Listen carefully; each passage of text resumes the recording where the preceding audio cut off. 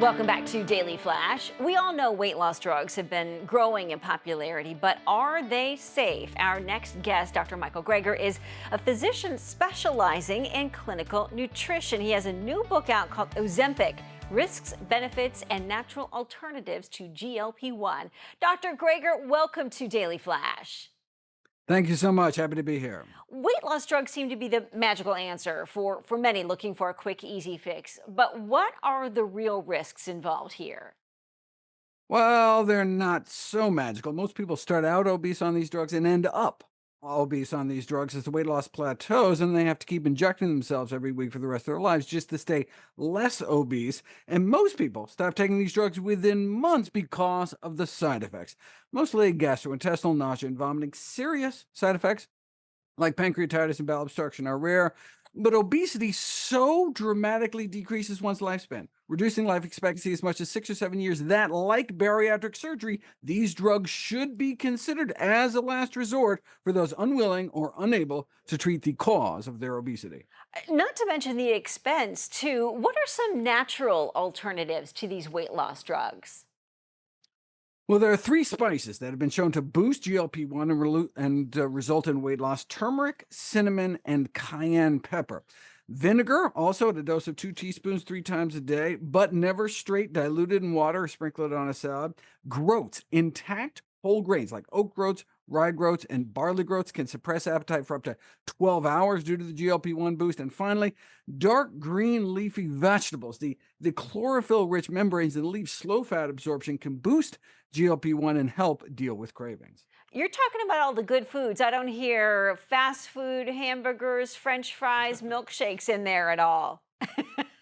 Well, that's actually why our natural satiety circuits are undermined. I mean, we have this GLP-1. That's a natural hormone. Why doesn't it work? Why is there an obesity epidemic if we have an appetite suppressing hormone? It's because the foods that we eat today circumvent our natural satiety hormones. So it's all just about getting away to start eating the way nature intended. And then we naturally have the satiety hormones. We don't need to inject ourselves with a $1,000 drug every week. What about genetics and the role they play in overall health and longevity? Some people say, well, it's my genetics. I can't help it.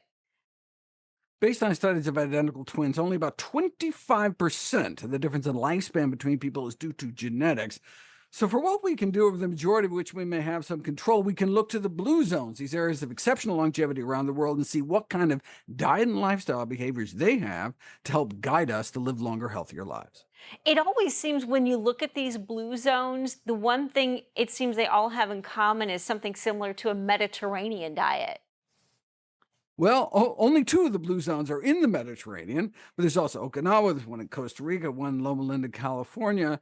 And what they do share in common is they all center as the primary protein sources around some kind of legume: beans, split peas, chickpeas, or lentils. In fact, according to the Global Burden of Disease Study, the largest study of disease risk factors in human history, the single most important thing we can do to net the largest lifespan gain is to eat more legumes. And number two on the list is eat more whole grains. Number three is eat more nuts. So three out of the top five are things we're not eating enough of. Number four, we're eating too much meat. Number five, drinking too much soda. But those five things can go a long way towards boosting our longevity. If you were to give somebody a piece of advice to remove one thing from their diet if they're struggling or they're thinking about this weight loss journey, what would it be? Well, probably the worst thing in our diet now is processed meat. Bacon, ham, hot dogs, lunch meat. They're a known human carcinogen causing colorectal cancer, the number one cancer killer of non-smokers. The other two things, in terms of the top the worst three things, be anything with trans fats, these partially hydrogenated vegetable oils, which have been removed from the U.S. Food supply, but still kill hundreds of thousands of people around the world. And finally, liquid candy, these sugar-sweetened beverages. We really shouldn't be drinking our calories like that. Great advice, Dr. Greger. It always goes back to eating right and exercising and getting more movement. If you want more information about Dr. Greger's book, we want you to take a look at our website, dailyflashshow.com. You can also check out his information at nutritionfacts.org. All right, again, dailyflashshow.com for more information on his book, the Ozempic book. And you can also check it out on our website, dailyflashshow.com.